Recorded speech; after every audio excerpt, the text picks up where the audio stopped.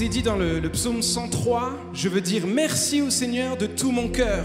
Je veux remercier l'unique vrai Dieu. Oui, je veux remercier le Seigneur sans oublier un seul de ses bienfaits. Il y a une autre version qui nous dit, du même passage, qui nous dit « Mon âme bénit l'Éternel et n'oublie aucun de ses bienfaits, que tout ce qui est en moi bénisse son saint nom. » Est-ce que vous êtes d'accord de répéter après moi? « Mon âme bénit l'Éternel et n'oublie aucun de ses bienfaits. Que tout ce qui est en moi bénisse ton saint nom. » Alors célébrons l'Éternel ensemble. Hey!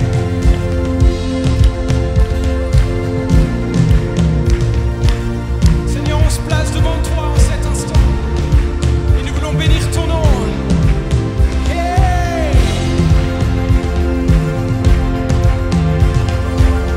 C'est ton nom que nous célébrons, c'est ton nom que nous bénissons.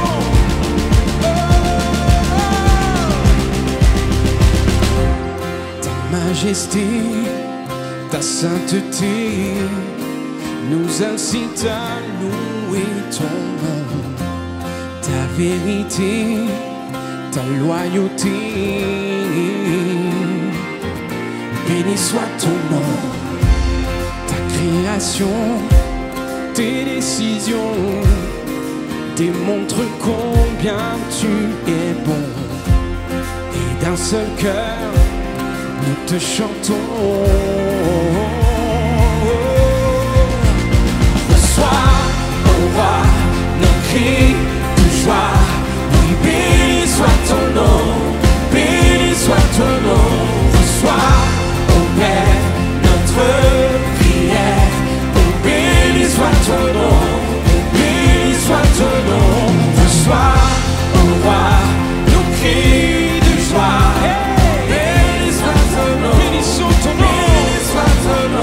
Reçois, ô Père, notre prière. Oh, béni soit ton nom, béni soit ton nom. Te regarder, te ressembler sont désormais notre ambition. Parler de toi, de ta beauté. Disons ensemble. Béni soit ton nom, ta bienveillance et ta puissance sont bien réels. Et nous voulons voir dans cet instant tous les bienfaits de ta présence. Reçois, ô roi, nos cris de joie. Béni soit ton nom, béni soit ton nom. Reçois, Père, notre prière. Béni soit ton nom, oui, béni soit ton nom. Reçois, ô roi, nos cris de joie. Béni soit ton nom, nous bénissons ton nom. Reçois, ô Père, notre prière. Béni soit ton nom, béni soit ton nom. Notre Père qui est dans les cieux, ton nom est beau et glorieux. Reçois nos cœurs et nos pensées, notre amour pour l'éternité. Notre Père qui est dans les cieux, ton nom est beau et si glorieux. Reçois nos cœurs et nos pensées, notre amour encore, notre Père, notre Père qui est dans les cieux, ton nom est beau et si glorieux. Reçois nos cœurs et nos pensées, notre amour pour. Reçois, ô roi,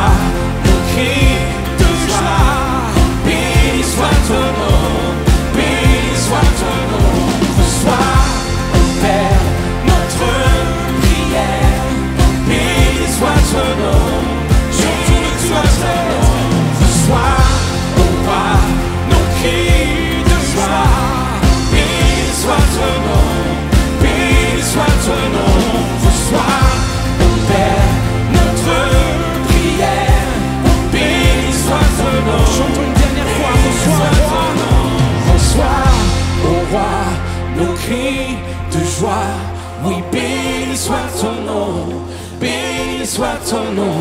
Reçois, ô Père, notre prière. Oh, béni soit ton nom. Oui, béni soit ton nom. En ce lieu, en cet instant, nous bénissons le nom de l'Éternel. Hey, hey.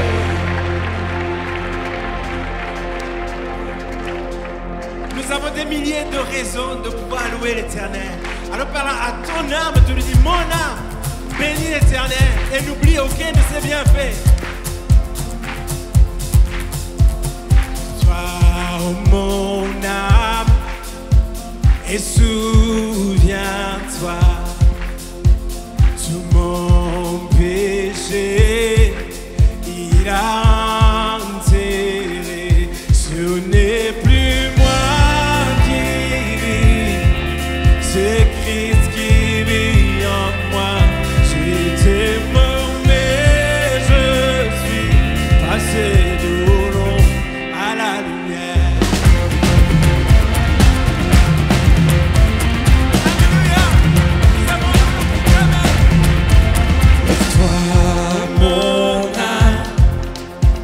Et souviens-toi, Oh, souviens-toi, tout mon péché, il a enterré.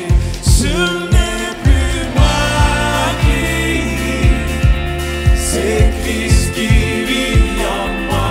J'étais mort, mais je suis passé de l'ombre à la lumière.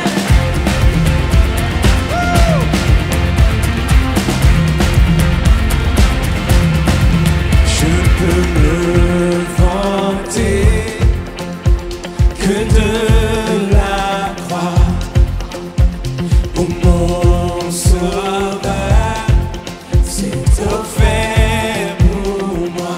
à lui mes craintes, En lui mes craintes n'ont aucune emprise. où es-tu? Ton mort, où est ta victoire? Ce n'est plus moi qui vis, c'est Christ qui vit en moi. J'étais mort, mais je suis passé de l'ombre à la lumière.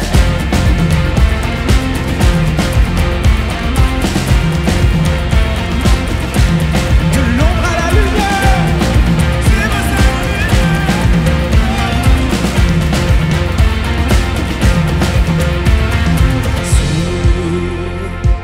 Tout en moi veut t'adorer.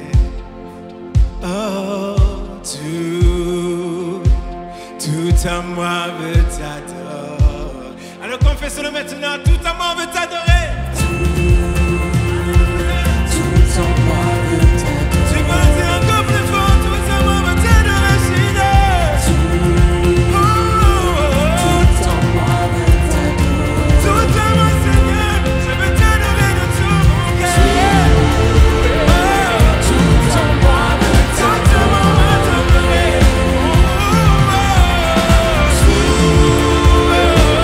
Tout en moi veut t'adorer.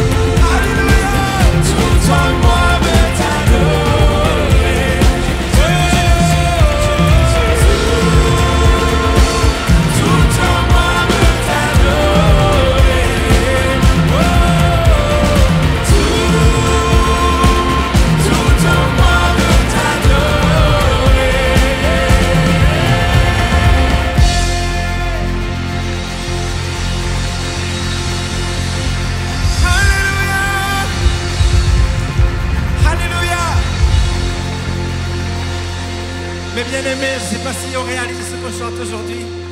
Ce n'est plus moi qui vis, mais c'est Christ qui vit en moi. C'est Christ qui vit en moi, la Bible le dit. Alors peut-être qu'il y a des fois, tu ne le crois pas vraiment. Tu dis, ah, moi, est-ce que Christ est vraiment en moi? Eh bien, c'est ce que la Bible déclare. C'est Christ qui vit en toi. Ce n'est plus moi qui vis, mais c'est Christ qui vit en moi. Peu importe dans quelle situation tu es aujourd'hui, mais Christ, il vit en toi. Amen. Alors moi, quand j'ai envie de le chanter, j'ai envie de juste de le crier, de le proclamer, parce que c'est juste extraordinaire. Amen. Ce n'est plus moi qui vis, oh non, c'est Christ qui vit en moi. J'étais mort, mais je suis passé de l'ombre à la lumière. Oh, ce n'est plus moi qui vis, c'est Christ qui vit en moi. J'étais mort, mais je suis passé de l'ombre à la lumière.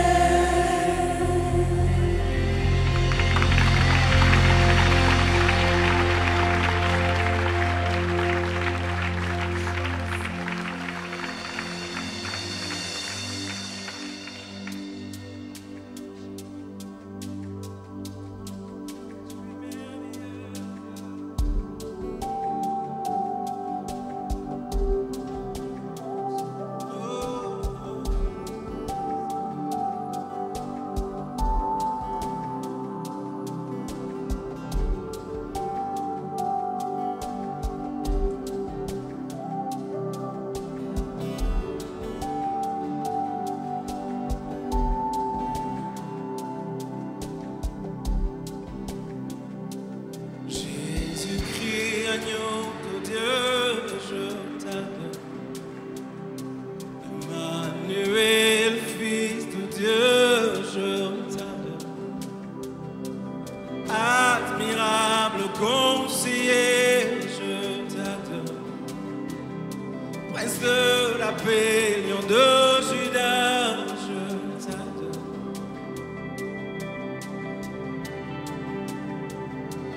Tu es saint,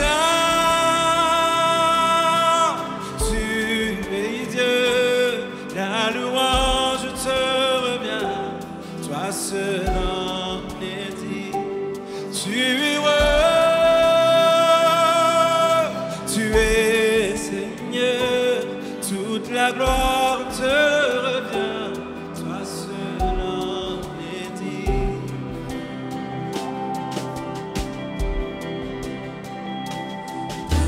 De lui, plein de grâce, je t'adore.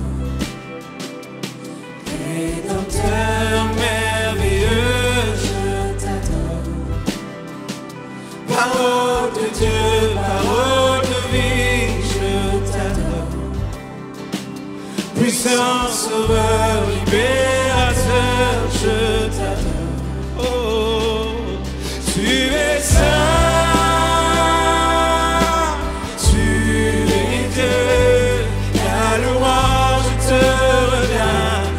Seul en est dit, tu es roi, tu es Seigneur, toute la gloire te revient, toi seul en est dit, oh, tu es saint, tu es Dieu, la louange te revient, toi seul en est dit. Tu es roi, tu es Seigneur, toute la gloire te revient, toi seul en es digne. Oh, toi seul es digne, Jésus.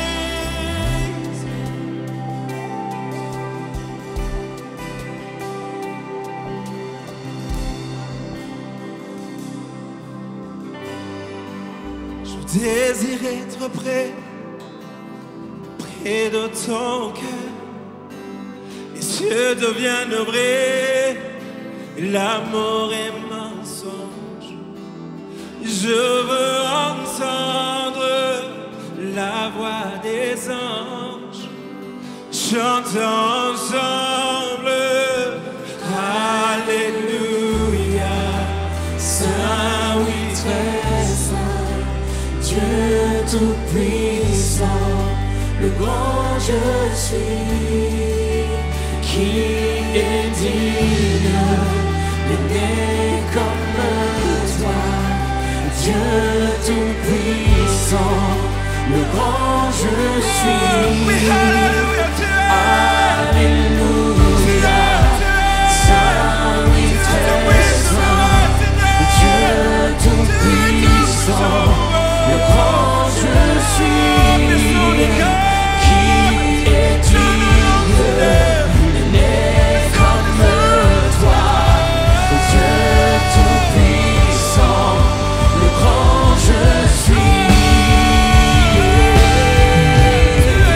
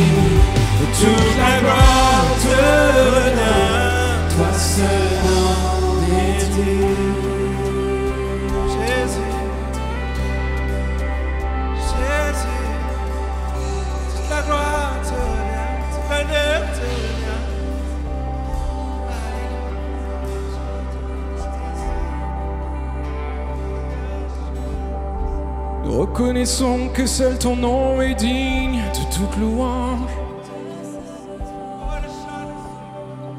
Seul ton nom est digne de toute louange, de toute adoration. Toi le Dieu trois fois saint, je désire être près de ton cœur. Les cieux deviennent vrais, la mort un mensonge. Je veux entendre la voix des anges, chantons ensemble. Alléluia, Saint, oui, très saint, Dieu tout-puissant, tu es le grand je suis. Oui, tu es digne, nul n'est comme toi, Dieu tout-puissant, le grand je suis. Tu es le grand je suis. Oh, oh, oh. Le grand je suis.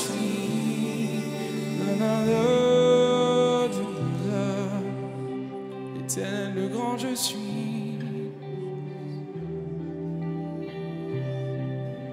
Et nous louons ton nom, Jésus.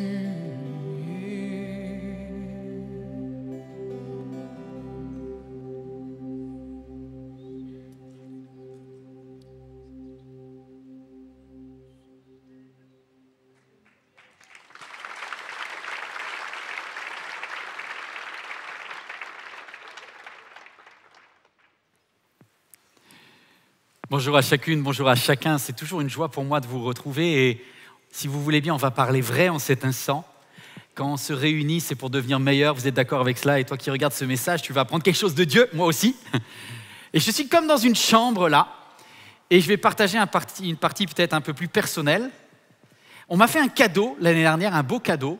On m'a offert un tout nouveau smartphone. Déjà, j'en avais un, mais il est encore plus grand, il est encore plus beau parce que la technologie, ça n'arrête pas de se progresser. Et je me suis rendu compte que ce cadeau qui est génial, je l'emmène partout avec moi. Je ne sais pas s'il y a des personnes ici qui sont dans la salle ou toi qui regardes ce message sur Internet qui va jusqu'à l'amener dans ta chambre. C'est-à-dire qu'il est tellement là que quand tu t'installes sur ton lit, tu le poses juste à côté et tu as ton smartphone qui est là, comme un doudou, il te suit partout. Et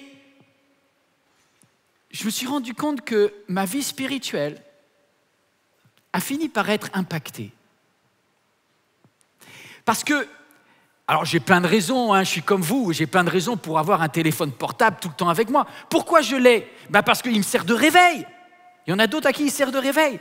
Mais attendez, tu vas me dire, mais pasteur, comment je peux m'en passer ? Parce que c'est là que je lis ma Bible, c'est la parole de Dieu sur le portable. Pour d'autres, il faut dire, non mais c'est super pratique parce que tu vois, je mets la petite lampe et quand je vais aller aux toilettes la nuit, tu vois, je mets petite lampe, tac, ça clignote et c'est super. Ok, tu as 1000 raisons pour avoir un téléphone portable tout le temps avec toi. Alors je ne sais pas si ça concerne quelqu'un, mais en tout cas moi ça me concerne.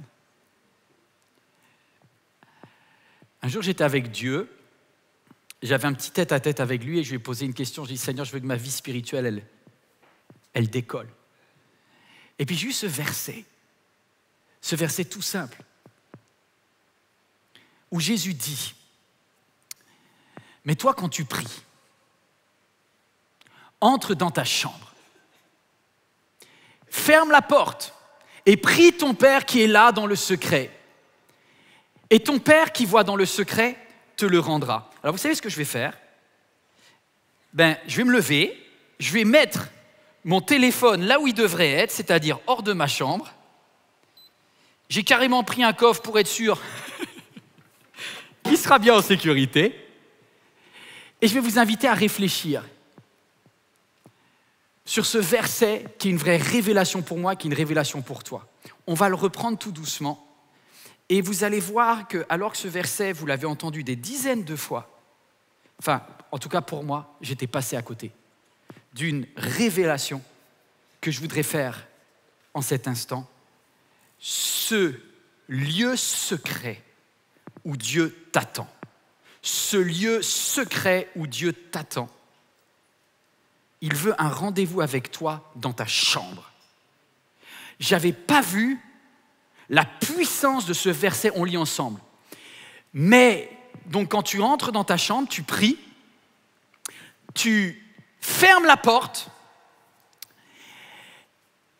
et tu pries ton Dieu qui est là dans le secret. Attends. Qu'est-ce que Dieu fait là ? C'est la question que je te pose à toi qui regarde et à toi dans la salle. Qu'est-ce que Dieu fait dans ma chambre ? Il n'y a aucun autre, du moins je n'ai pas vu un autre passage du Nouveau Testament où il est dit que le Père Céleste est dans un endroit. À chaque fois dans le Nouveau Testament, il n'est jamais dit que Dieu était spécifiquement dans un lieu parce que je sais que Dieu est en moi, ok ? Or, dans ce verset, c'est le seul verset où j'ai vu où Jésus a dit « Dieu est particulièrement là dans ta chambre ». Dieu qui est là dans ta chambre. Dis à ton voisin, à ta voisine, ta chambre, c'est un endroit spécial. Ta chambre, c'est un endroit spécial. Ta chambre, c'est un endroit spécial. Ma chambre est un endroit spécial parce que Dieu veut me donner rendez-vous dans ma chambre. À chaque fois que je suis au bout de ma journée et que je rentre dans ma chambre, je n'ai pas réalisé que c'est le seul verset qui parle que Dieu est physiquement quelque part, c'est dans ma chambre. Quand je me lève le matin, je ne suis pas seul dans ma chambre parce que mon Dieu est dans ma chambre. Dieu est dans ta chambre. Waouh! Alors du coup, j'ai creusé, je me dis, tiens, il y a un truc là, il y a un truc que Jésus essaye de dire à ses disciples. Et est-ce que j'ai compris ? Juste après, il va leur apprendre le Notre Père. Ça, c'est l'introduction au Notre Père. Et du coup, j'ai dit, pourquoi Jésus leur dit, rentre dans ta chambre ? Le mot grec, c'est tameion. Tameion. Et Certains ont traduit par l'endroit le plus reculé, mais en fait, c'est quand même globalement le mot chambre avec deux composantes. Et ça sera le plan que je voudrais avoir avec vous aujourd'hui. La chambre, quand les Grecs disent tameion, c'est l'endroit de la réserve. C'est un endroit où il y a du ressourcement. Il y a du stock et des provisions pour ta vie. Ça, c'est la chambre, tameion. La tameion, c'est un endroit de ressourcement. Et la deuxième notion du mot tameion, c'est le mot secret. C'est la notion de reculer, de pas visible. Ok, deux choses. Une chambre se définit par deux choses. Un endroit de provision et un endroit de secret. Grand 1, je vois avec vous, la chambre, c'est un lieu pour se ressourcer. Moi, ça m'a interpellé. Je ne sais pas si quelqu'un connaît bien sa Bible et le Dieu qui pourvoit, ça fait comme une petite lumière dans votre tête. Vous savez, la révélation qu'Abraham a eue face à Dieu, la plus importante des révélations d'Abraham, le père de la foi, c'est quand il a découvert Adonai Jireh. Adonai Jireh, en hébreu, c'est le Dieu qui pourvoit. C'est la même chose exactement que le mot chambre, tameion, là où quelqu'un pourvoit à tes besoins. En fait, quand je termine ma journée, je suis vidé. Je suis physiquement fatigué. Tu rentres de ton travail, tu as donné tout ce que tu peux au boulot, tu es cuite. En plus, tu as peut-être eu les transports en commun. Tu as pris ta voiture, tu as eu la galère, tu as eu des embouteillages. Ou tout simplement, tu as une journée tellement lourde, tu as les enfants qui crient, tu as le mari qui t'en demande plus. Si tu es un homme, tu as dû gérer des conflits peut-être au travail avec un client qui t'a pris la tête. Et tu arrives, tu te dis le soir, j'ai besoin de me ressourcer. C'est pour ça que Dieu t'attend dans ta chambre. Dieu est Adonai Jireh. Il est le Dieu dans ton tameion, de celui qui veut te recharger tes batteries. Dis à quelqu'un dans cette salle, Dieu veut recharger tes batteries. Il est le Dieu qui pourvoit. Et le meilleur lieu pour ça, c'est ta chambre. C'est ta chambre. C'est un lieu de ressourcement. Mais tu n'as pas que des batteries physiques, tu as des batteries émotionnelles. C'est quand quelqu'un t'a pris la tête, ça t'a usé, ça t'a vidé. Tu vas dans la chambre, tu as un besoin, c'est d'être apaisé dans tes émotions. Donc tu as besoin d'être apaisé physiquement, tu as besoin d'être apaisé émotionnellement. Et il y a toute une notion spirituelle parce qu'on est corps, âme et esprit. Et c'est un lieu de ressourcement spirituel. Alors maintenant, on va parler de toi, moi. Parce qu'on ne le fait pas. Ou on ne le fait pas assez. Ou on le fait mal. Qu'est-ce qui se passe lorsqu'un enfant de Dieu, au lieu de rentrer dans sa chambre pour s'adresser à Dieu qui va pourvoir à tous nos manques et nos besoins, si on ne s'adresse pas à Dieu et si on ne va pas vers Dieu pour pourvoir à tous nos besoins, qui va le faire? Le smartphone, les médias. Quand tu rentres dans ta chambre, si tu ne t'adresses pas à Dieu, tu vas donc te retrouver par rapport à un vide incroyable. C'était en face avec toi-même, puisque Dieu n'est pas là. Et du coup, tous tes manques, tu vas chercher à les combler. Et ça, c'est tout être humain, lorsqu'il rentre dans sa chambre, s'il ne communique pas avec Dieu, s'il n'a pas un rendez-vous avec Dieu. Pour certains, en fait, la chambre, c'est devenu même un endroit où peut-être vous avez de l'appréhension, vous avez peur d'y aller. Ça peut être un endroit de solitude, la chambre. Je pense à tous ceux qui sont notamment célibataires et qui peut-être tu as été en couple avant. Et là où tu es veuve, ton conjoint t'a quitté. Des fois, la chambre, c'est un lieu angoissant où tu te retrouves par rapport à ton vide intérieur.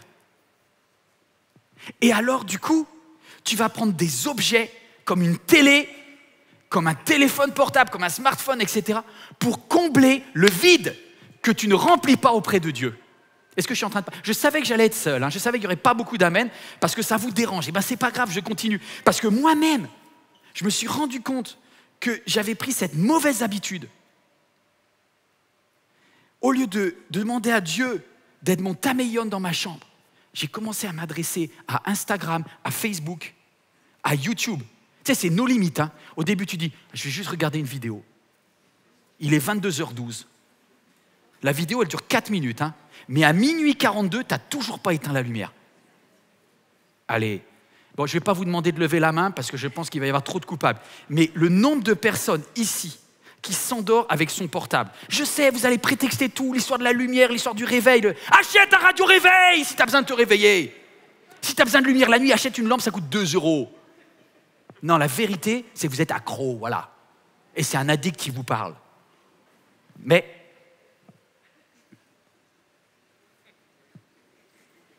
tu peux changer. Tu peux changer. Tu peux changer.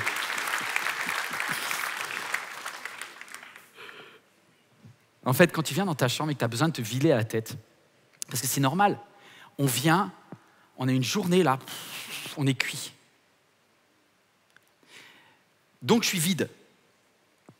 Je suis vulnérable. Si tu es vide, en fait, j'ai marqué ce mot, puisque tu es vide, tes addictions peuvent se multiplier. Et du coup, la chambre peut être un endroit hyper piégeux pour une chrétienne, pour un chrétien. Parce que tous tes manques physiques, tous tes manques émotionnels et tous tes manques spirituels, tu vas les pomper ailleurs. Tu vas les pomper dans les écrans, tu vas les pomper dans quelque chose, dans des médias. Médias, c'est drôle, le mot média, c'est la notion de foule. Tu vas aspirer ce qu'il y a ailleurs. Beaucoup d'hommes et de femmes peuvent se faire piéger par la pornographie dans leur chambre. Pourquoi? Parce que, vous savez qu'on est des êtres, corps, âme et esprit.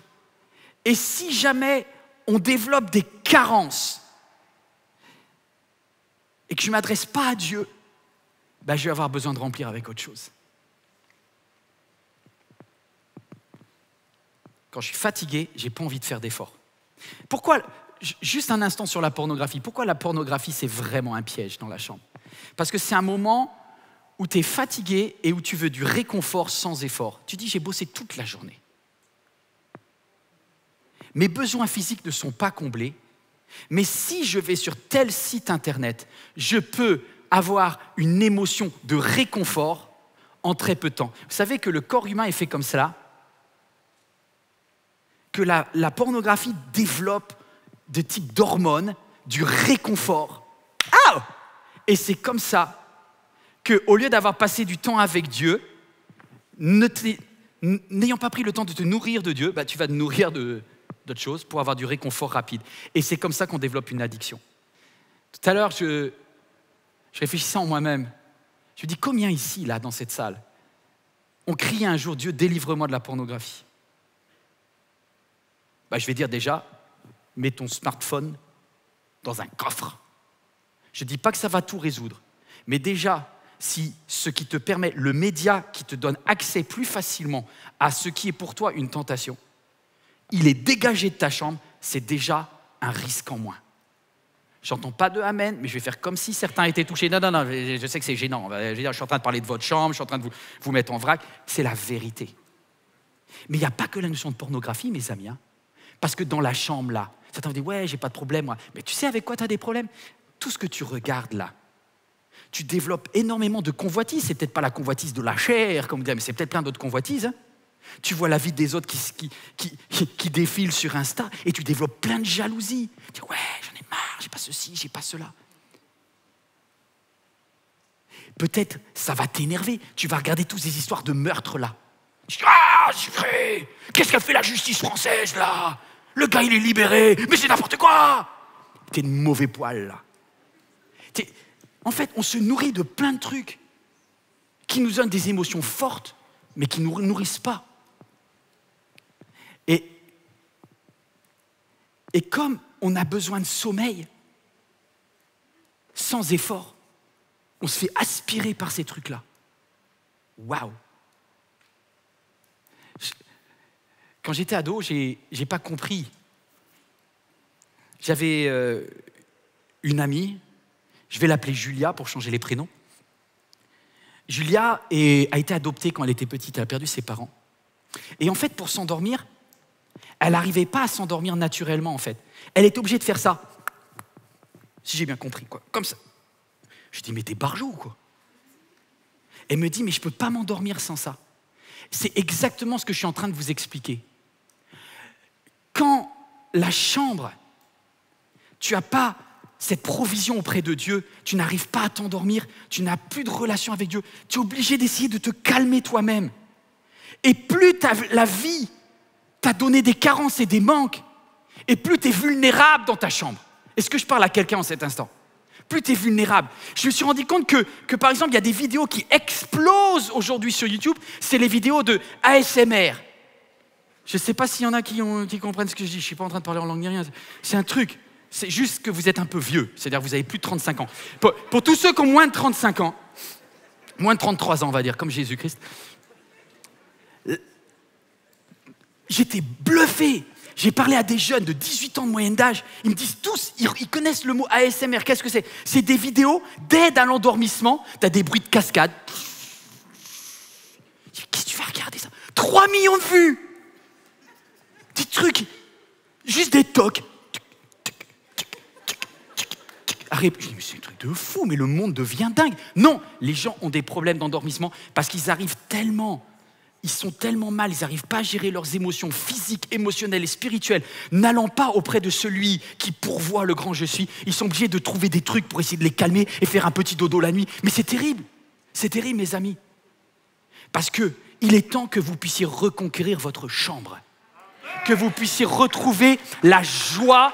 Non mais moi je le parle à moi-même. Je crois que Dieu veut donner à quelqu'un du sommeil. Vous savez ce que la Bible dit? Il en donne autant à ses bien-aimés pendant leur sommeil. Dieu aime ton ressourcement physique, émotionnel et spirituel. Sauf que toi là, tu te dis, ce qui est bien dans la chambre, c'est que personne ne me prend la tête. Et on ne sait pas ce que je vais. C'est vrai. Sauf que tu as oublié, c'est que ton Père Céleste, il s'est installé, il a pris une chaise à côté de ton lit. Il regarde tout. Il écoute tout. Il écoute même tes pensées. Parce qu'il n'y a rien qui est secret pour lui. Et pourtant, le mot Tameion, grand 2, c'est le lieu des secrets. La chambre, c'est le lieu des secrets.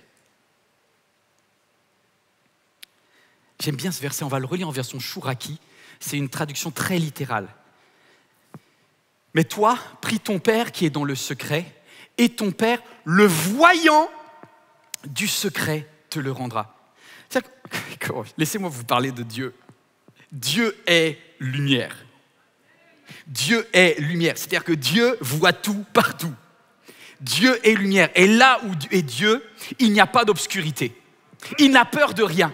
Il n'y a aucune chose qui soit cachée. Donc c'est bizarre parce que Dieu est dans le secret, mais il est ta lumière dans le secret. J'aurais voulu que quelqu'un me le dise lorsque j'avais 5 ans et je voulais qu'il y ait une petite veilleuse. Qui ici, ou toi devant ton écran, a eu peur avant de t'endormir? Même pour certains, vous avez encore de la lumière allumée. Allez, faut pas le dire parce que maintenant vous avez quand même 47 ans, c'est un peu la honte, mais vous avez toujours une petite lumière quelque part. Parce que l'obscurité vous fait peur. Seulement si tu comprends que tu as à côté de toi une lumière qui est éclairée 24/24, 7 jours sur 7, qui n'utilise aucune pile et aucune énergie, et qui dit « il ne sommeille ni ne dort ». Alléluia. Alléluia. Il est là dans ta chambre. Il est là dans ta chambre. Mais nous, comme on ne comprend pas ça, je sais qu'il y a des ados dans la salle là-bas. Des fois, vous avez peur d'aller vous endormir. Vous avez comme une crainte là d'aller dans ce lieu sombre, parce que le lieu secret, c'est l'obscurité. Certains, vous avez du mal à éteindre la lumière. Pour d'autres, laissez-moi parler un petit peu aux couples cette fois-ci. J'ai parlé des célibataires aussi, laissez-moi vous parler des couples. Le couple, normalement, dans la chambre, c'est l'endroit de l'intimité. C'est l'endroit où on devrait être tellement à l'aise que les deux ne forment plus qu'une seule chair. Et pas seulement physiquement, émotionnellement, spirituellement et physiquement. C'est comme ça que Dieu a pensé la chambre. Un lieu d'intimité où on n'a pas peur d'y aller. Mais voilà ce qui se passe lorsque un couple dysfonctionne en termes d'intimité. Il y a un stress pour aller se coucher. Je peux être vrai là? Pour certains, vous êtes tellement insécure par rapport à votre corps que pour vous, il est impensable que votre conjoint puisse vous voir. Donc vous éteignez la lumière. Et il y a combien de couples chrétiens qui ont d'énormes problèmes d'intimité? Parce que c'est comme si l'intimité, elle est mal gérée. Et tu n'oses pas être tel que tu es. Donc tu éteins la lumière. Je ne veux pas aller trop loin parce que je respecte votre intimité, votre chambre. Mais c'est important de travailler sur cette connivence qu'a le couple. Et je vais parler aux hommes un instant là. Et aux femmes après, il faut que j'essaie de... Ma femme me dit, t'es parti dans un truc dangereux, il va falloir que tu sois sérieux là. Ouh. Alors heureusement, j'ai fait checker tout ça par Éric Dufour avant, pasteur spécialiste des couples. Et il me dit, Yvan, il y a énormément de personnes qui, lorsqu'ils vont dans la chambre, ont une stratégie d'évitement.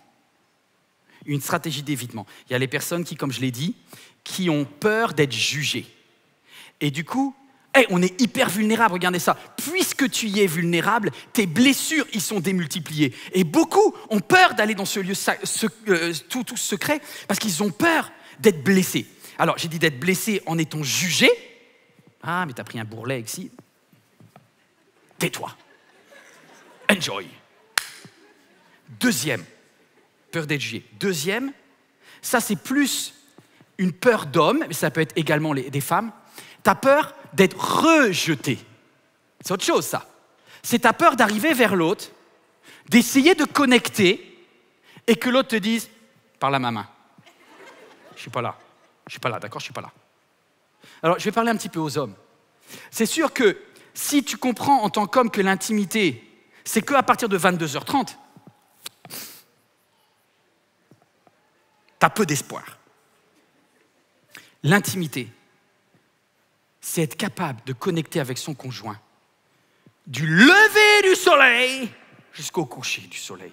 Parce que tout ce que tu as bâti comme connivence dans la journée est un préparatif pour la fin de la journée et il y aura une nouvelle journée derrière. En fait, il y a un cercle vertueux. Lorsque l'homme comprend ce que la Bible dit, là, il y a des femmes qui vont dire amen et les hommes, il y en a marre de cette parole de la Bible. Mais Dieu a dit, Marie, aimez vos femmes comme Christ a aimé l'Église et s'est livré lui-même pour elle. Non, mais là, c'est pas juste. C'est de la manipulation. Mais je veux pas d'amen après, si vous voulez, parce que sinon après, les hommes vont croire que je suis leur ennemi. Donc, mesdames, taisez-vous, d'accord? Dites amen en silence. Et je prêche à moi-même. Mais quand un homme arrive à faire ce qui est compliqué, c'est-à-dire à anticiper les besoins de son épouse. Je sais une liste énorme, je sais. Moi, j'arrive jamais de A à Z, je termine toujours à C ou à D, tu vois. Mais bon, bref. Mais si spontanément, sans qu'elle te demande de faire la vaisselle, sans qu'elle te demande de débarrasser la table, tu as anticipé, tu as sorti la poubelle, puis tu as réglé ce problème financier, puis tu as fait ça, alors, n'aie pas peur d'aller dans la chambre. Mais, si tu n'as pas travaillé l'intimité en amont, voilà, tu as compris l'idée. Ça va être compliqué. Ça va être compliqué. Ce que je voudrais vous dire, c'est que vous ne pouvez pas séparer le corps, l'âme et l'esprit. Tout va ensemble. Et si tu viens en disant la chambre, c'est le lieu du physique, tu n'as rien compris, donc il ne va rien se passer ni rien. Et tu vas être amer et tu vas dire, Dieu, c'est quoi la femme que tu m'as donnée là? Je veux un remboursement et un changement. Je veux un nouveau produit, exactement. Parce que tu considères que l'autre est un produit. C'est exactement pour ça que tu vas sur ton smartphone, parce que tu n'as toujours pas compris que ce n'est pas un produit, que c'est la relation qui compte. Et si tu avais déjà été capable de bâtir ta relation avec Dieu dans le Taméyon, alors tu aurais bâti ta relation avec ton épouse dans le Taméyon. Et il faut que j'arrête parce que le temps passe. Mais pour vous, mesdames,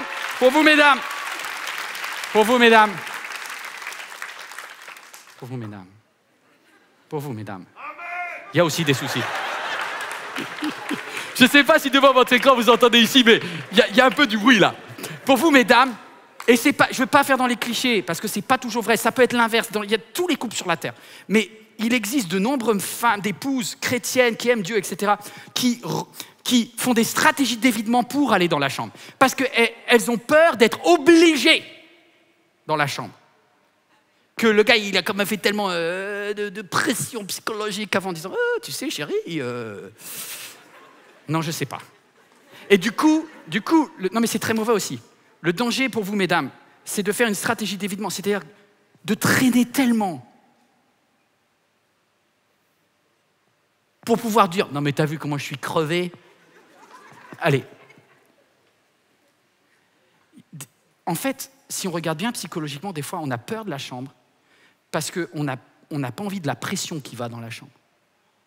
La chambre ne doit pas être un endroit de pression, ça doit être un endroit d'épanouissement, ça doit être un endroit de provision. Donc du coup, Dieu a créé le couple, Dieu a créé la chambre. Et tout ça, quand ça fonctionne, c'est merveilleux.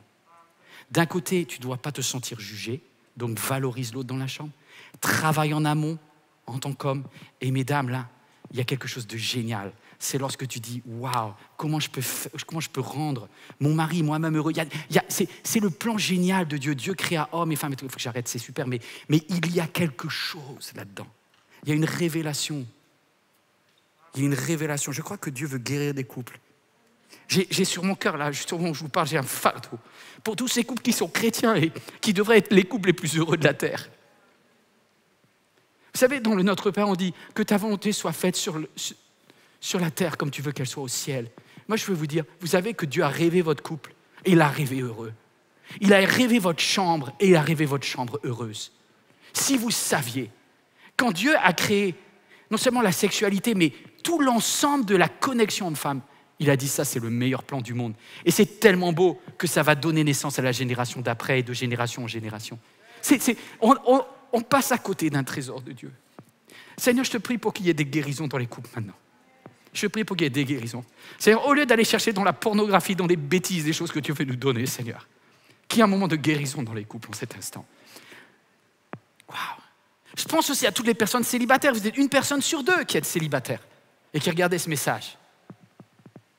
Prenez des notes pour bien réussir le prochain couple que vous ferez.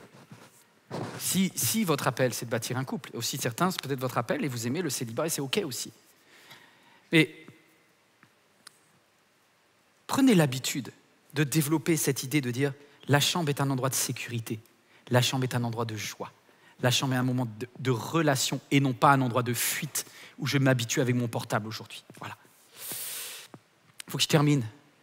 Peut-être ma dernière révélation, la chambre, je vous ai dit, c'est un lieu de ressourcement, c'est un lieu des secrets et on ne devrait pas avoir peur d'y aller. La chambre, c'est un sanctuaire. Est-ce que tu peux juste répéter avec moi? Ma chambre, c'est mon sanctuaire. Ma chambre, c'est mon sanctuaire. Comme je vous dis, alors que je vous quitte, c'est le dernier point, je vais vous laisser dans quelques instants.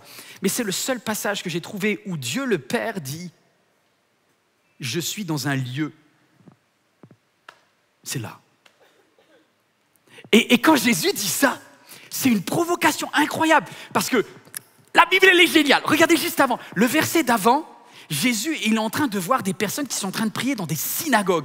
Et les synagogues, par excellence, c'était le lieu du sanctuaire. Les gens, les croyants, les religieux, ils pensent que c'est dans une église, dans un temple, dans une synagogue que Dieu se trouve. Mais Dieu ne se trouve pas dans un temple, ni dans une synagogue, ni dans un lieu comme ça. Dieu se trouve dans la chambre. Et Jésus dit, vous croyez que Dieu se trouve dans la synagogue et vous faites des grandes prières pour impressionner Dieu? Mais moi, je vous dis, les seules personnes que vous impressionnez avec vos prières publiques, là, c'est les gens et vous avez déjà reçu votre récompense. Mais toi, quand tu pries, ferme ta porte. Et ton Père qui est là, dans ta chambre, dans le lieu secret, te le rendra. Ça veut dire qu'il y a un sanctuaire spécial. Le sanctuaire, il n'est pas public, il est privé. Ta chambre, j'ai envie de dire, ta chambre, c'est ton temple, ta chambre, c'est ton église, ta chambre, c'est ton endroit où Dieu est installé. Et du coup, lorsque tu comprends ça, tu ne mets pas n'importe quoi dans ta chambre. Il n'y a plus d'applaudissements. Tu ne mets pas n'importe quoi dans la chambre. Vous savez ce qui s'est passé dans le gros problème dans l'Ancien Testament? Dans l'Ancien Testament, ils n'avaient pas cette révélation-là. Et le sanctuaire, c'était le temple de Jérusalem. Vous savez, ce temple où Dieu était. Il était même derrière un rideau, le lieu très saint. Et il y a un moment où le peuple se dit, mais Dieu, il n'est plus avec nous. Il y a toute une période où il y a des invasions, il y a des massacres, il y a des viols, il y a des tueries, etc. Et le prophète Ézéchiel, il dit à Dieu, Dieu, tu fais quoi? T'es où? Je croyais que tu étais le Dieu d'Israël. Comment ça se fait que tu n'es pas là? Et Dieu montre une vision à Ézéchiel. Vous Vous savez ce que Dieu dit à Ézéchiel? Il dit, va regarder ce qui se passe dans le sanctuaire. Et vous voyez ça dans Ézéchiel, c'est un passage très fort. Il me dit, entre et regarde, il y a des choses abominables qui se passent dans le sanctuaire et c'est Dieu qui parle. Juste la slide 12. Qu'est-ce qui se passe dans le sanctuaire? J'entrais et voici ce que je vis. Il y avait des choses dessinées sur toutes les parois. Toutes sortes de représentations de reptiles, de bêtes répugnantes et toutes ces idoles. Arrête de regarder des meurtres avant de dormir. Arrête de regarder des trucs tordus. Tu crois que tu n'as pas déjà assez de problèmes dans ta vie pour regarder toutes ces bêtises? Arrête d'être jaloux de la vie des autres qui sont à Dubaï, là. Oh, c'est ok, t'es là où tu es, c'est bon, Dieu est bon aussi pour toi. Sinon, on est rempli de frustration. Ouais, regarde, lui, Le peuple d'Israël avait remplacé la présence de Dieu et au lieu de mettre la gloire de Dieu dans leur chambre, ils avaient commencé à faire des petites idoles, tu vois, à la place de Dieu. C'était l'ancêtre du téléphone portable, c'était l'ancêtre de la télé, Et je ne dis pas que la télé est mauvaise en soi, et bien sûr qu'il faut avoir un téléphone portable, mais pas dans la chambre. Ma chambre, c'est pour mon Dieu. Et le sanctuaire, le peuple de Dieu en avait commencé à le remplir avec tous ces trucs. Et même, il va plus loin. Vous acceptez que j'aille plus loin? Il parle au leader du peuple. Et il dit, regarde, perce un trou dans la muraille et regarde qui fait quoi. Et bizarrement, en fait, dans le sanctuaire, ceux qui étaient en train de faire des bêtises, vraiment, c'était les leaders du peuple. Il dit, je vois 70 hommes, 70 responsables du peuple, qui étaient en train ils sont à la tête de la communauté, et ils font n'importe quoi. Au verset 12, il dit, le Seigneur me demanda, as-tu vu, fils de l'homme, ce que chacun des responsables d'Israël font en cachette? Chacun dans l'obscurité. Je vous ai parlé de cette idée de lieu des secrets. Chacun dans la chambre de son idole. Ce qui est fou dans ce texte, c'est qu'alors que, normalement, le sanctuaire, ça devait être la chambre de Dieu, au bout d'un certain temps, les idoles étaient chez elles, en fait. Il y a un moment où ta chambre, au lieu d'être ta chambre, ça devient la chambre de l'écran. C'est l'écran qui est chez lui. Et toi, tu es juste le locataire toléré dans le lit, quoi. C'est pas possible, oh. Et c'est ça qui se passait dans le temple d'Israël, dans le temple, là où était Dieu, dans le sanctuaire de Dieu. Finalement, il y avait tellement de squatteurs que Dieu, il ne pouvait plus y être. Tout était pris. Et plein d'idoles avaient remplacé la gloire de Dieu dans ce temple. Car ils se disent, voilà la justification, de toute façon, l'Éternel ne le voit pas. L'Éternel a quitté le pays. Et j'entends la voix de Dieu qui parle à quelqu'un qui regarde ce message et il te dit, tu crois que j'ai abandonné ta vie? Mais pas du tout. J'ai juste abandonné ta chambre parce que j'y ai pas de place. Oh, moi, c'est ce que Dieu m'a dit, hein. Et ça fait un peu mal. Hein. Depuis ce jour-là, comment j'ai décidé, je dis, Nathalie, il y a un truc qui va changer. J'avais dit que je le ferais, je ne l'avais pas fait. Maintenant, je vais vraiment le faire. Et il y a quelques semaines, j'ai décidé, j'ai vu ma femme, j'ai dit, plus jamais le téléphone sera dans ma chambre. Parce que je me nourris et je perds mon temps au lieu de passer un temps avec celui qui veut vraiment me nourrir. Je nourris, tu sais, même des trucs pas méchants. Mais tu ne le fais pas dans ta chambre. Tu fais ton téléphone, tu vas sur un canapé, mais hors de la chambre. Je me suis rendu compte, c'est bête, mais après je disais, ouais, mais je vais juste regarder mes emails.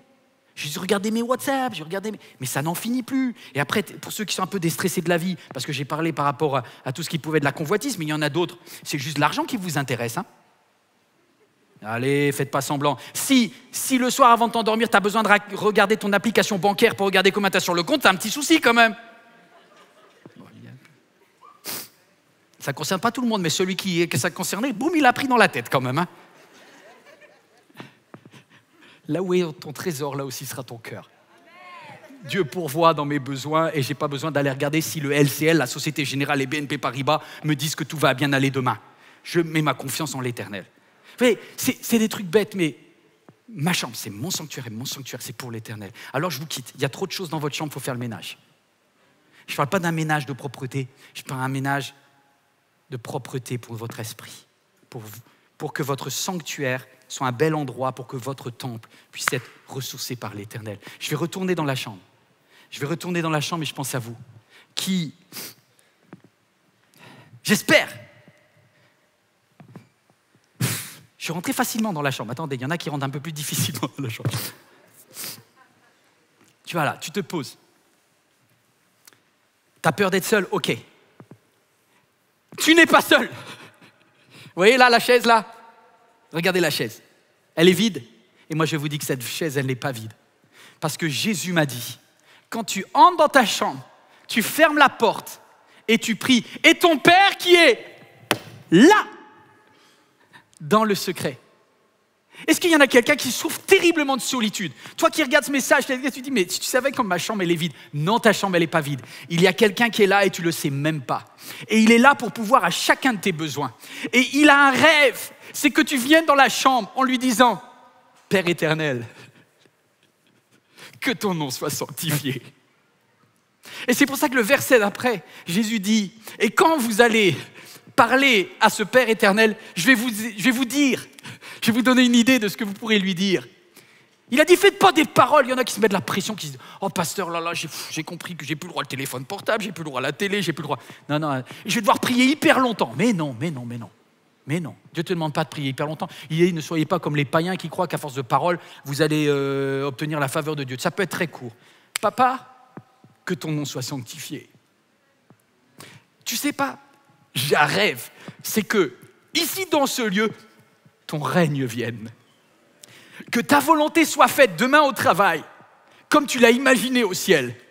Qu'avec mes collègues, il y ait une faveur de Dieu. Que partout où je me déplace, la volonté de Dieu soit faite. Plutôt que regarder mon application bancaire, je vais te demander, papa, tu vois, j'ai besoin du pain quotidien. Je te fais confiance pour mes finances. Tu vois, papa, si quelqu'un en a marre d'être célibataire, je le comprends, Dieu le comprend aussi. Il a été célibataire, je pense que c'était compliqué pour Jésus aussi. Il était un homme comme nous, nous dit la Bible. Il a été tenté en toutes choses. Alors comment c'est possible de tenir? Ressource-toi auprès de celui qui a la provision. Papa, aide-moi à tenir. Permets que je rencontre une personne avec qui je puisse bâtir une relation fondée sur toi. Une vraie relation d'amour où je vais aimer avant d'être aimé. Waouh! Et puis tu sais, si j'ai fait quelque chose aujourd'hui qui t'a pas plu, pardonne mes offenses. Et si quelqu'un m'a fait du mal, eh ben voilà, moi aussi je pardonne à ceux qui m'ont offensé. Ne me laisse pas entrer en tentation. Je ne veux pas reprendre ce téléphone portable, je ne veux pas faire n'importe quoi, je vais être droit devant toi.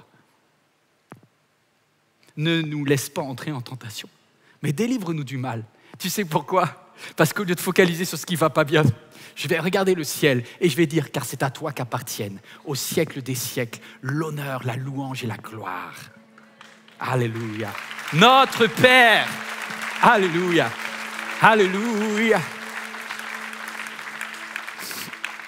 Notre Père dans les cieux, ton nom soit sanctifié,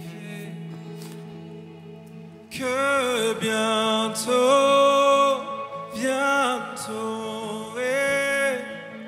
ta volonté soit faite sur terre comme dans les cieux, que le ciel vienne sur terre comme dans les cieux, que le ciel vienne.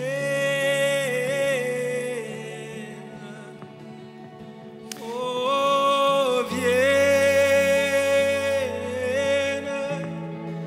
que ton règne vienne. Il y a une faveur. Il y a une faveur que Dieu fait à celui ou celle qui lui consacre ne serait-ce que quelques instants dans la chambre. Le verset se termine avec cette promesse. Il dit, Et ton Père qui voit dans le secret te le rendra. Mais il te rendra quoi, mes amis? Qu'est-ce que mon Père céleste peut me rendre? Le temps. Le temps, mes amis, c'est la seule chose qu'on a sur la terre, en fait. Voici ce que dit Jésus. Il dit à celui qui, le soir avant de s'endormir, choisit de passer un tout petit peu du temps, de son temps, à connecter avec le Père, votre Père vous le rendra. Vous voulez réussir votre vie? Vous voulez que demain soit une journée bénie? Passez du temps ce soir. Vous êtes le matin, vous voulez que votre journée soit la plus efficace de votre vie? Passez un peu de temps avec Dieu. Parce que Dieu, lorsqu'il promet quelque chose, je peux vous dire qu'il le donne. Si tu consacres à Dieu ce petit temps de priorité, alors tout ce que tu lui donnes, il te le rendra. Et quand je connais Dieu, il le rend au centuple. Vous savez, j'aime bien cette phrase du pasteur Didier Biava qui dit « On ne peut pas rattraper le temps perdu. » Ouais, mais on peut quand même arrêter de perdre du temps. Mes amis, je crois que s'il y a quelque chose que je me vole moi-même, si je ne fais pas attention, que les médias me volent, mais c'est de ma faute, c'est moi qui les ai amenés dans ma chambre, c'est mon temps.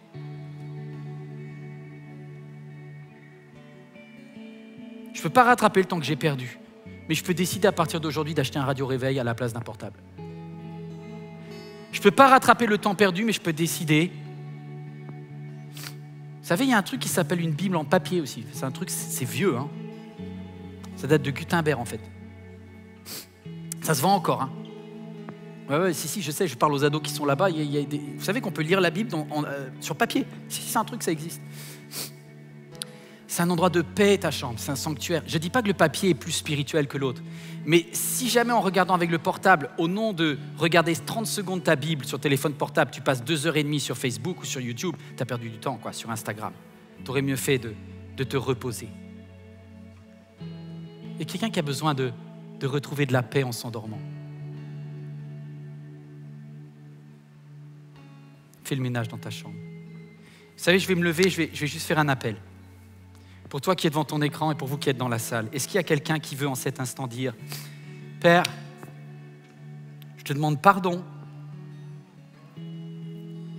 parce que comme le peuple d'Israël à l'époque, j'ai laissé rentrer n'importe quoi dans le sanctuaire, dans mon taméion, dans ma chambre. Tu es le Dieu de la provision et tous mes secrets sont en toi. Papa, je te prie pour chaque personne qui en cet instant prend la décision de te rendre la place dans ton sanctuaire, de faire que sa chambre redevienne un sanctuaire. Je te demande pardon, papa, pour toutes les fois où tu étais à côté de moi et j'ai oublié de te regarder. Pour toutes les fois où tu m'as regardé, tu m'as laissé perdre mon temps avec des choses inutiles qui me laissaient vide, alors que tu voulais juste me faire un petit clin d'œil et passer un moment avec moi.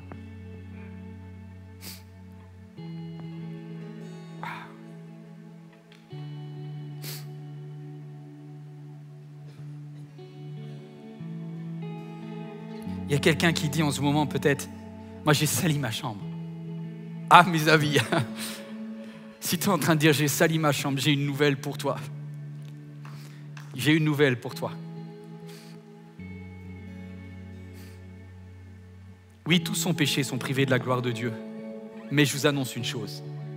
Le Père céleste t'a tellement aimé et il a voulu que tu puisses avoir une chance d'être complètement nettoyé, lavé, que ta chambre soit toute propre. Il a envoyé Jésus. Et lorsque je réalise ce que Jésus a fait sur la terre, pourquoi Jésus n'est pas venu avec sa stature de Dieu éternel? Parce qu'il a dit non, je vais venir comme un homme, comme un être humain de base, pour leur montrer que je peux rentrer dans leur chambre. Et il est allé sur la terre. Il est rentré dans des synagogues, il est allé dans les rues, il est allé dans nos villes, il est allé dans nos villages. Et Jésus est même allé dans une chambre. Et lorsqu'il a vu une jeune fille qui était étalée, qui avait perdu sa vie, il a dit « Talita koumi, lève-toi ». Parce que Dieu est capable de tout ce qui était mort dans nos chambres, de redonner la vie. Je prie pour que ta chambre, là où il y a eu de la mort, il y ait de la vie. Là où il y a des blessures, là où il y a eu des cassures, il y ait la vie. Il y ait la résurrection et la vie. Est-ce que quelqu'un veut se lever maintenant en disant « Seigneur, je veux qu'il y ait de la vie dans ma chambre. Je veux juste que qui est le Dieu de vie. Viens nettoyer, viens purifier, viens mettre la vie dans ma chambre. On va prendre la Sainte Seine ensemble. Toi qui es devant ton écran, tu peux aller prendre la Sainte Seine. Parce que la Sainte Seine, c'est ce qu'on appelle la communion. C'est-à-dire que c'est comme s'il y a une transfusion de vie. La vie de Christ vient en toi. On va prendre la Sainte Seine. Nous qui sommes ici dans cette salle, on va venir, s'il vous plaît, par petits groupes, 3 ou 4, pas plus à chaque fois. Et vous attendez dès que vous voyez qu'il y a un peu moins de monde pour prendre la Sainte Seine, il y a les spots qui vont éclairer les endroits de Sainte Seine. Et je voudrais juste vous dire ceci. Va chercher un morceau de pain. Va chercher fruit de la vigne, que ce soit du jus de raisin, du vin. Nous, on va le faire ici en salle. Mais toi, devant ton écran, tu peux le faire également. Et on va prendre cette communion ensemble. Et on va accueillir le pardon de Dieu, le nettoyage divin. Que chacun, avant de prendre la Sainte Seine, nous dit la Bible, s'examine lui-même. Non pas pour focaliser sur ses défauts, mais pour focaliser sur le fait qu'il est en train de réaliser que le corps et le sang de Jésus a coulé pour nettoyer tes péchés. Venez prendre la Sainte Seine, que personne ne se prive de la communion avec le Fils de Dieu. Il a tout donné. Il a tout donné. Tout est accompli. Alléluia. Alléluia.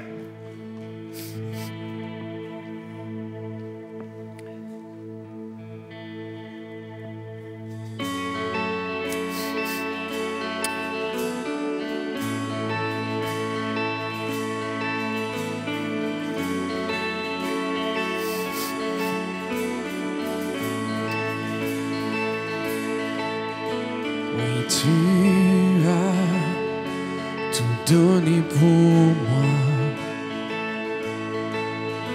portant tous mes péchés à la croix. Ta grâce a dissous ma honte dans l'océan. Ton amour sans fin, de tout mon cœur, j'offre tout, Seigneur. Trouvé en Christ, je vis ton amour à jamais. De tout mon être, par ta grâce, je veux bien la plus belle histoire d'amour est en toi, mon sauveur.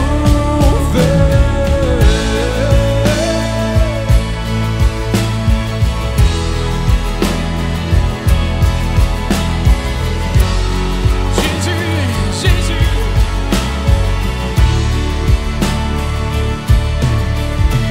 Ta grâce rugit vent violent, ton amour a terrassé la mort. Alors de tout mon cœur, j'offre tout, Seigneur. Trouvé en Christ, je vis ton amour à jamais. Tout mon être, par ta grâce, je viens.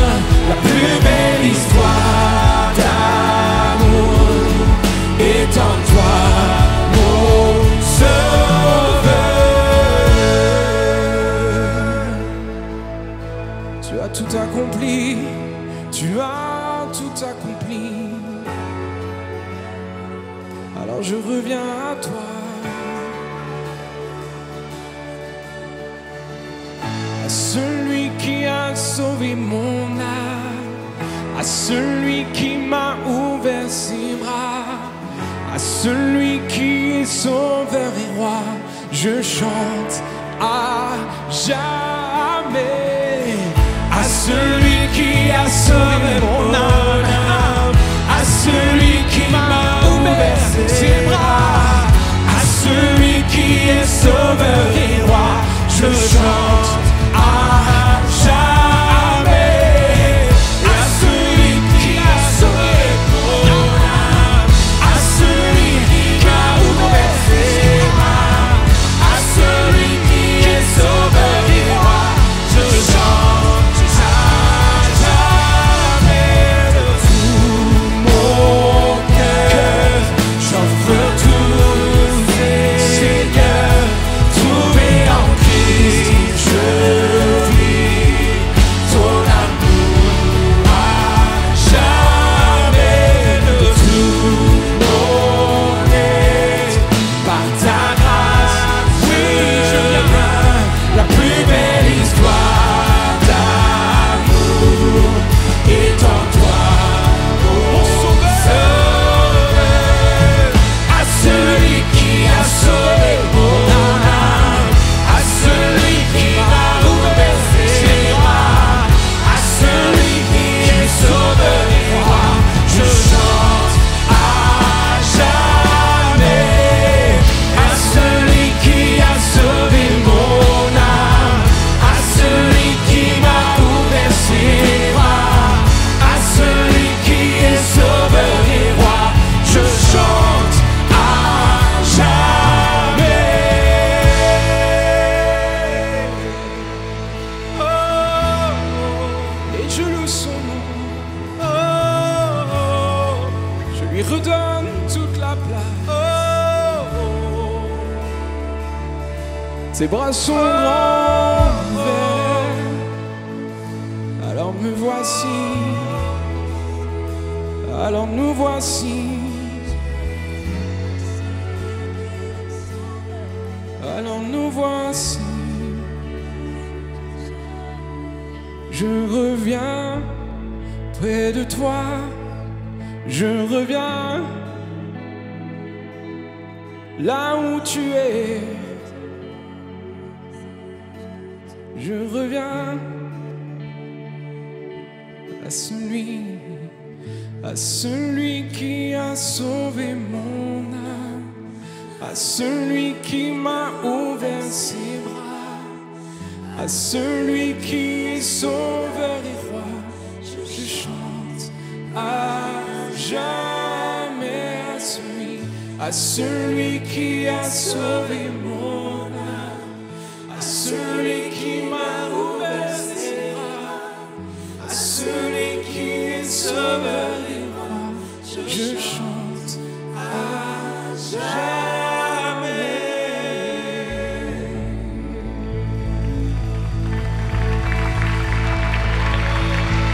Seigneur, on t'acclame parce qu'on veut te laisser toute la place. Reprends ta place.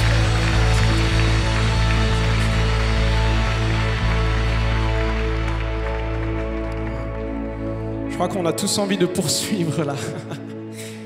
Je vais vous inviter à vous asseoir. La célébration arrive bientôt à sa fin. Juste quelques annonces très pratiques. Juste une façon aussi d'exprimer notre louange, notre adoration comme on est en train de le faire là depuis un moment. C'est aussi à travers nos finances. Et merci pour la générosité de chacun. C'est juste incroyable ce que nous vivons ici, sur place. Mais aussi merci à toutes les personnes qui soutiennent MLK. Vous qui êtes plus loin et qui nous suivez en ligne, merci. Merci au Seigneur aussi pour ce qu'il fait au milieu de nous, n'est-ce pas? Et une façon concrète, vous pouvez nous soutenir de manière régulière avec je veux être partenaire.fr. Vous pouvez aussi nous soutenir de manière plus ponctuelle avec je veux donner.fr. Vous connaissez tout ça?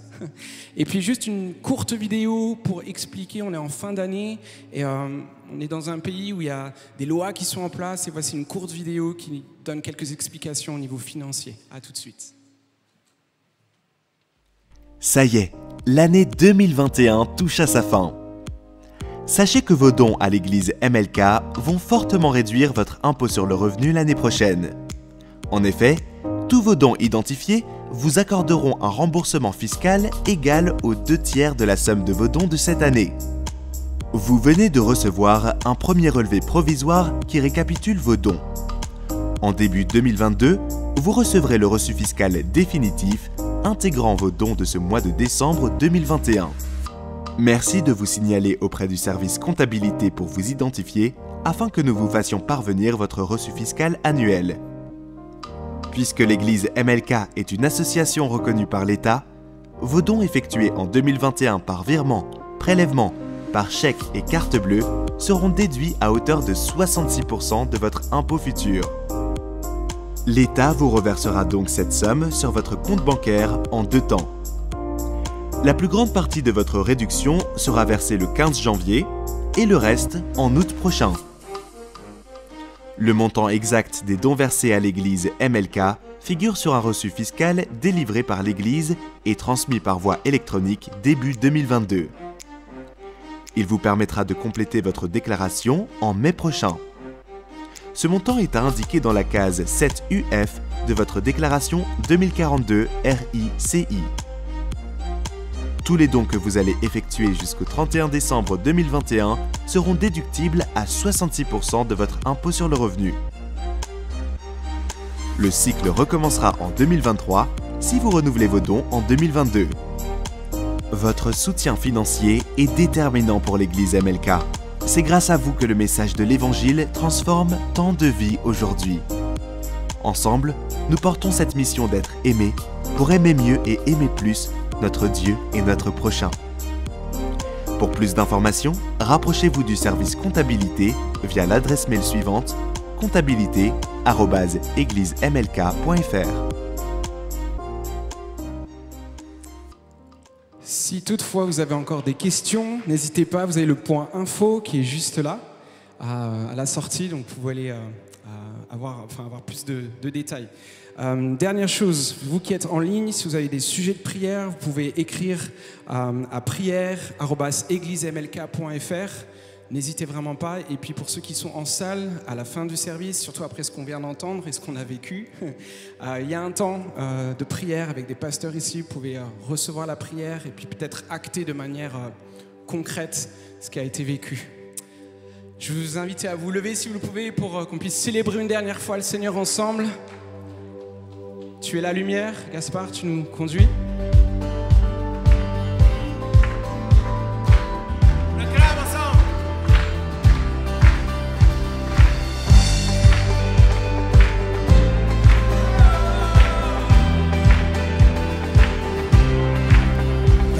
Sur terre, ta beauté nous éclaire, tu es là, la nuit devient lumière, tu es le fleuve qui jaillit du désert et le chemin au milieu de la mer.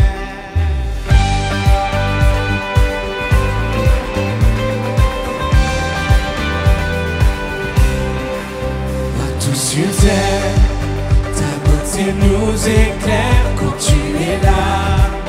La nuit devient lumière, tu es le fleuve qui jaillit du désert et le chemin au milieu de la mer. Dieu, tu es la lumière, tu ne faiblis jamais, tu es l'espoir, tu vis en moi. Et dans l'obscurité, tu ne faillis jamais, tu es l'espoir. Tu viens éclairer ma voie. Oh, oh, oh, oh, hey. Oh, oh, oh, oh, oh. Oh, oh, oh, oh.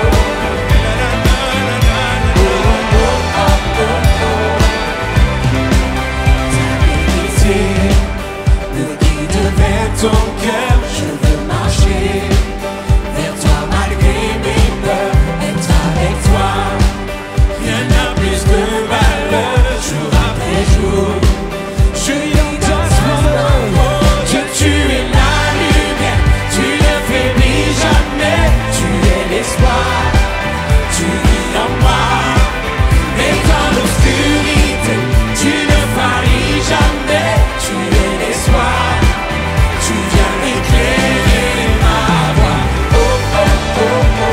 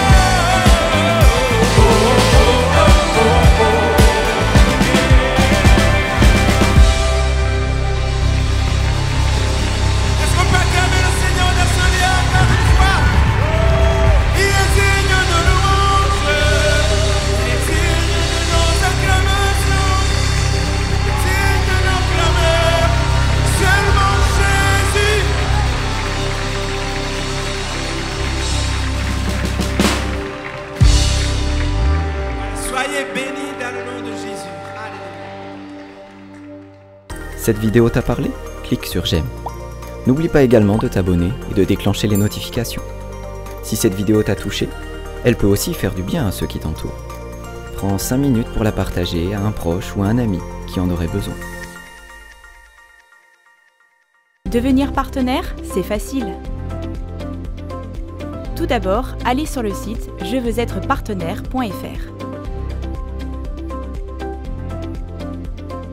Saisissez le montant que vous souhaitez donner.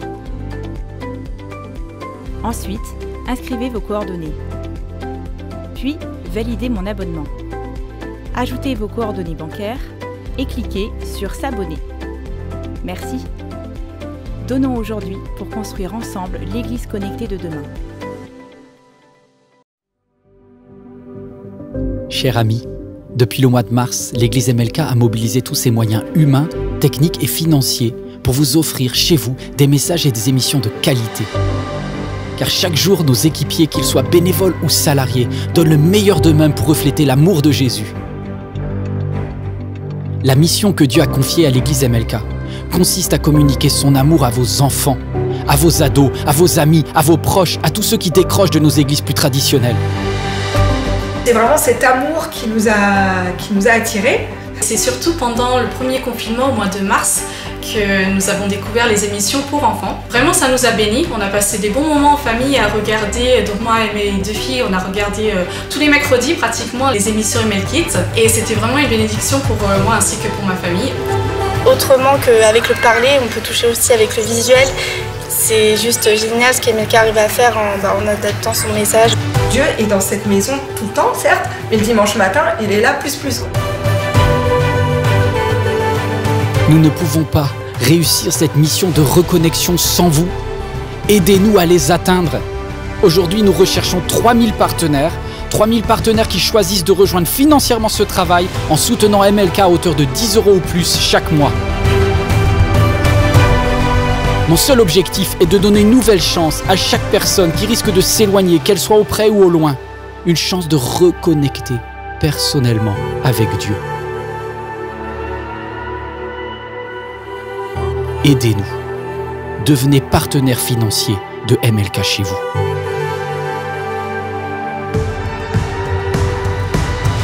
La production MLK a besoin de fonds. Voilà, je me dis pourquoi pas semer, parce qu'on a été bénis. Devenir partenaire pour moi, c'est faire ma part pour que ça bénisse d'autres personnes qui, à un moment donné, auraient peut-être aussi besoin de ce message, de ces messages, à tout moment. Ça me paraît naturel d'aider cette église à continuer à diffuser le message et à étendre le royaume de Dieu.